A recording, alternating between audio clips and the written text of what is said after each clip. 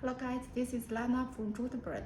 Today I want to introduce our customized bell joint repair clamp for you. You can see here is our bell joint repair clamp which we designed for AC pipe. Our client told us they need to repair the leakage for the joint.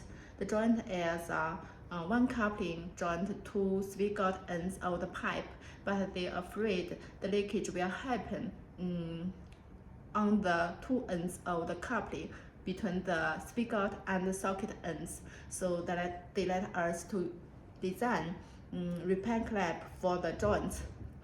So we designed this bell joint repair clamp. You can see this bell joint repair clamp can repair both ends of the joint leakage. And when you install this bell joint repair clamp, you need to split this gasket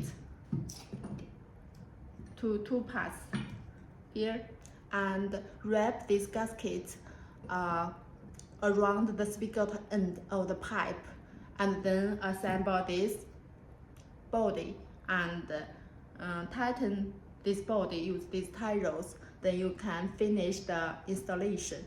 You can check the installation guide from our website for this product. Also, if you are interested in, you can see Joodbird is top competitive for the design of pipe joints.